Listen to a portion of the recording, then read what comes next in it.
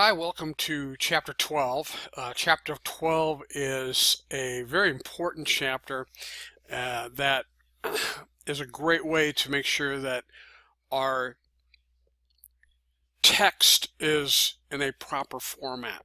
Okay, so there's a way for us to kind of make sure that things are tweaked, things are kind of working, things, we're getting things the way they need to be.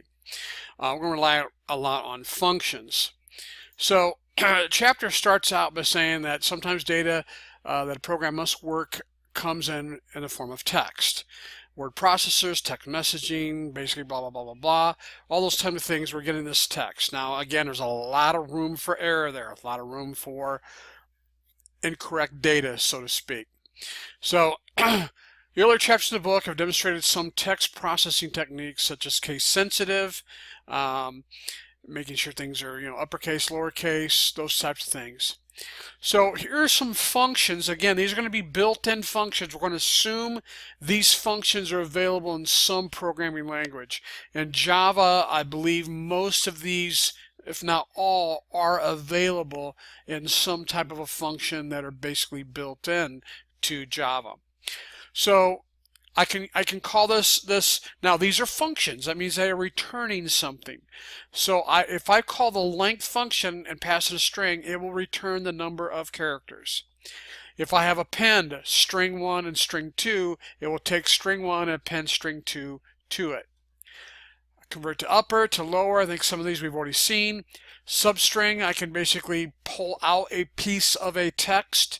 If I give it a string, I can tell it where to start, where to end, and it will basically pull out just that section as a string.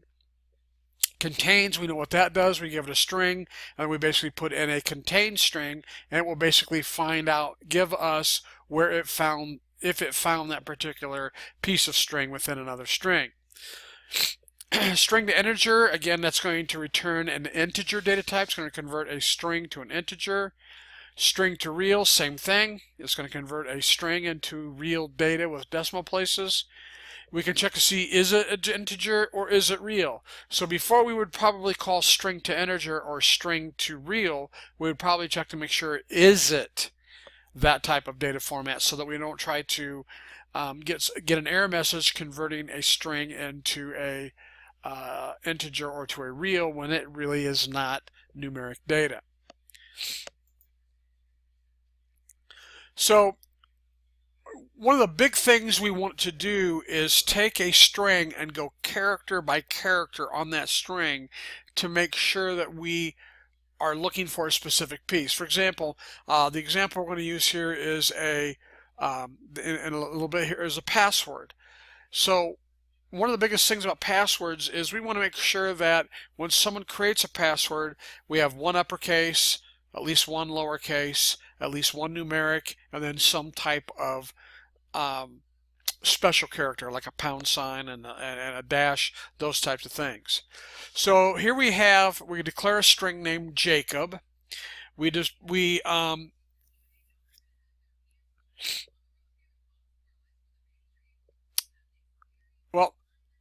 let's take a look at what we're doing right here. What we can do is we can make an assumption that every string is basically an array. What I mean by an array, it's an array of characters. So each character within that string is going to be one index. Okay. We'll see when we get into Java, there's actually where Java has what's called the character data type, otherwise known as char, which represents one character of data. And there's a function built into Java that's called string to char array. And so what it allows us to do is take a string and convert it into an array of nothing but characters. And that's what we're basically doing right here. We're making the assumption that the string is already basically an array that we have access to. So if I create a string called name, I can just say name, notice the square brackets, 0, 1, 2, 3, 4, and basically get each character separately. So this is a loop on how we step through the characters in a string. So here I basically declare my string Jacob. I declare an integer index.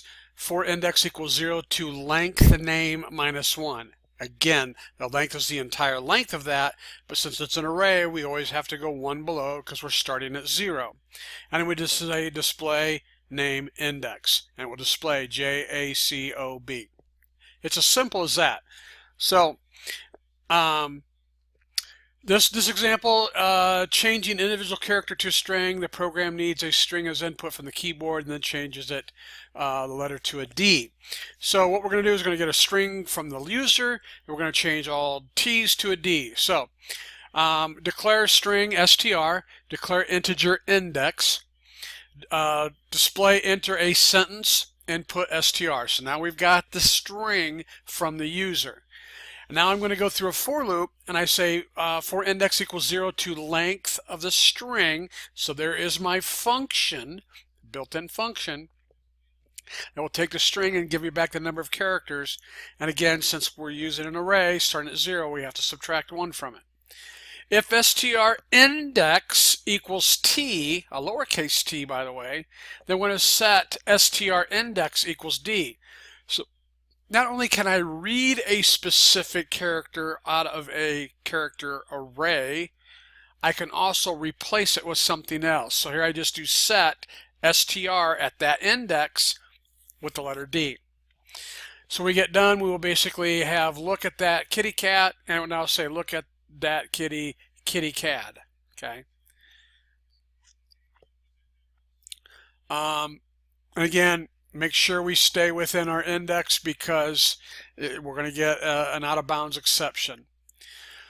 So here are some built-in functions for using characters or testing with characters. We have is digit character, is letter character, is lower character, is upper character, is white space character. White space meaning, is it a space? Is it a carriage return? It's it's something that is a non-printable character that basically it's not again, space, carriage return, non-breaking spaces, those types of things are all non-printable characters. So this program shows an example using one of these functions. So here we declare string str, declare integer index, declare integer uppercase count equals 0. So we've got two integers. One is the index, one is called the uppercase count. We display enter a sentence. We get that input from the user, we throw it into this variable str. For index equals 0 to length of the string minus 1. If is upper str index, then, now notice I've got that inside of a parentheses, and then the str is inside of the str parentheses, and then inside of that is the square braces. So basically we're looking at each individual character one at a time. If it is uppercase, then set uppercase count equal uppercase count plus 1. So when we get done, we can see how many uppercase letters were in that particular string, and then we will display that. So Ms. Jones will arrive today, enter. Notice today's all uppercase. That string has 7 uppercase letters. So 1, 2, 3, 4, 5, 6, 7. Yep, sure enough. So here's what I was talking about earlier. We want to take this, we want to get a password from the user, and we need to validate it. So the requirements are passwords must be at least 8 characters long. So there's one requirement. Passwords must contain at least 1 uppercase letter. That's 2.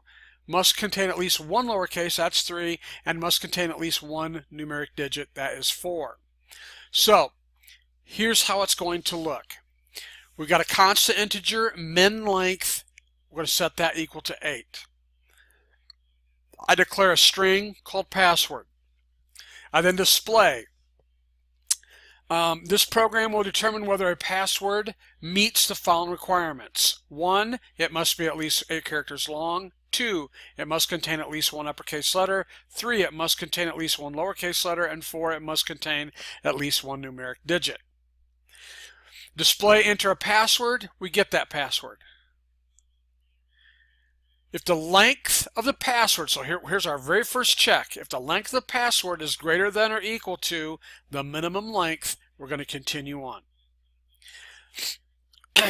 And then we're going to say number uppercase password greater than 1.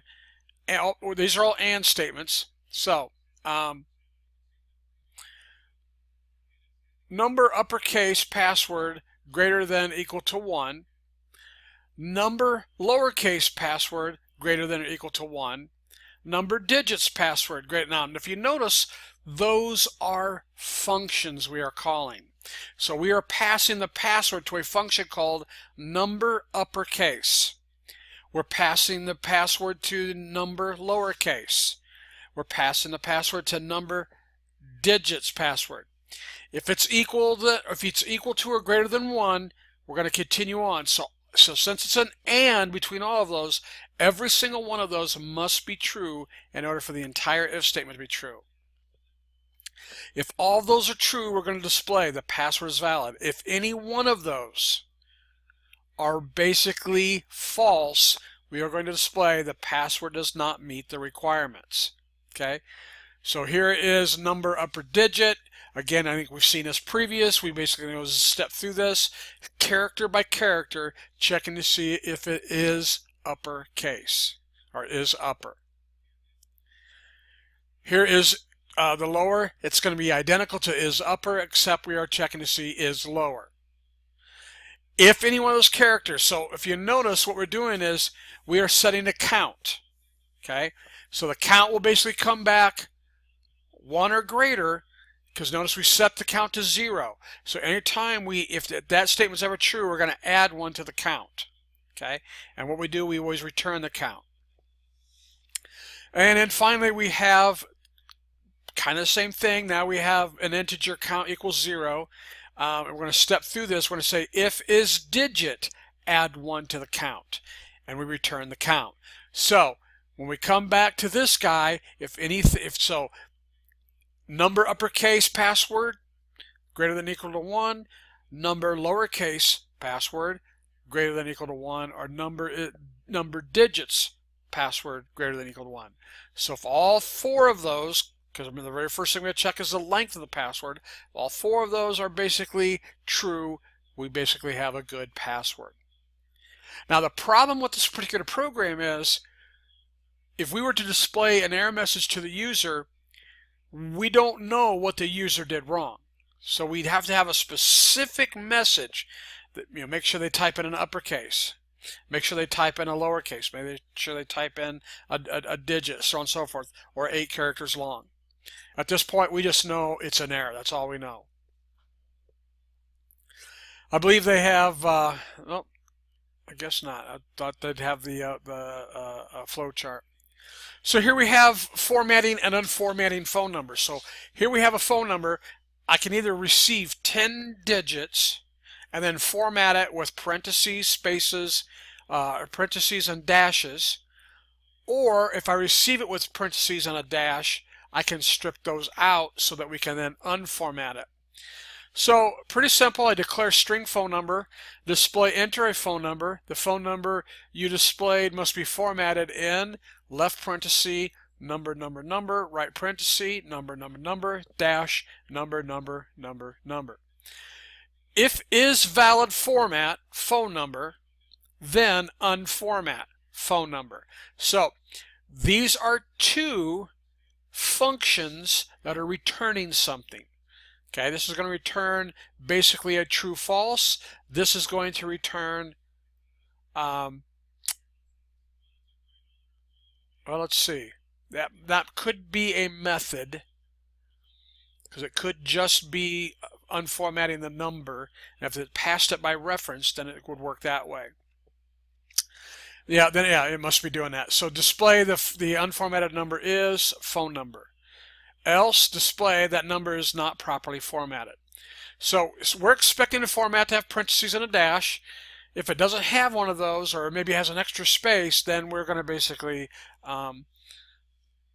show an error to the user, make sure they type it in correctly. So here is the function Boolean, so it's returning a Boolean data type. That's checking to see is valid format, and we're getting our string. So we've got to make sure it's in the proper format. So if the length of the string is equal to 13 and str0 is a left parenthesis, and str4, the fourth character, is a parenthesis, and str8 is equal to a dash, then set to true. So look at that. We're looking at specific characters within the string. So if it's 13 characters, that's good. If the 0 character is a left parenthesis, that's good. So 0, 1, 2, 3, and then 4 would be the next parenthesis, which is what we're checking there. And then, so parenthesis, number, number, number, parenthesis. So that's 0, 1, 2, 3, 4. And then number, number, number, that would be 7. So the 8th position should be a dash. And so if we check all those items are true, then we go ahead and set valid equals true, else we set valid equals false, and we return the valid variable, which is a Boolean. Now, if we want to unformat this string, so again, notice where we're getting the string by reference. So however we modify this string, everybody else will see it the same exact way. It won't be a copy of it. We delete str00, meaning grab the very first position and delete it. Then we delete string at position 3 and position 3. Okay? So we're telling it, remember, that's the start, stop. Start here, stop here, and delete. Well, if I go 0, 0, that's the first position. 3, 3 means goes to the 0, 1, 2, 3 position and end at the 3 position. It's the same position, delete it. Now, notice in the previous one, that right parenthesis was position number 4. Why are we deleting position number 3? Well, when we delete position 0, that parenthesis is now gone. So now I go number, number, number, parenthesis. So 0, 1, 2, 3. So when I delete a number, it's not the 4th position anymore. It's now the 3rd position. Same way with our dash. Notice on my dash I'm deleting 6, position 6, and go to position 6, which means delete position 6. Well, it was position A. Well, since I deleted a parenthesis and another parenthesis, I've shortened it by 2, so now position 6 is that. So here's the example. We've typed in left parenthesis 919, right parenthesis 555-1212. The unformatted number is 919, so again, it would have basically stripped off that parenthesis. The next, so there's position 0. Oh, since that's gone, we start again, so 0, 1, 2, 3, that's the next parenthesis. And then if I go 0, 1, 2, 3, 4, 5, 6 is now the dash, that basically gets removed on that last one. So now I want to be able to type in an unformatted number and let the parameter or the program to format it in a particular with the parentheses and the dash. So I declare string phone number. I display enter an unformatted 10-digit phone number. So now it's got to be 10 digits, not 13. And I input that phone number. If the length of the number is equal to 10, then format phone number. I would also probably check to make sure that it is a digit as well. That's digits as well. Display formatted number is phone number. Okay? So, here I basically have my format. Now notice it's string ref. I'm passing it by reference. So when I modify it here, everybody else sees that modified string. I insert at position 0 a left parenthesis. Now since I've just inserted a character, guess what? I now have the 0, 1, 2, 3, 4. At that position I want to put in a right parenthesis. So now I've taken a 10, it's now 12 positions long, and now when I say insert it with that string at position a dash, that now will basically enter a 13th character at the 8th position, and now we have in this case, a left parenthesis 919, right parenthesis 555-1212. Okay. Yeah.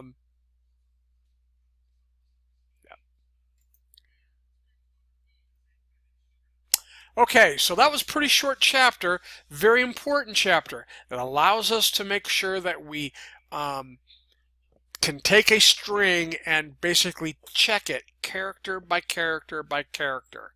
Again, we're going to go in a lot of detail on this once we get into Java towards the end of the semester in CIS 155.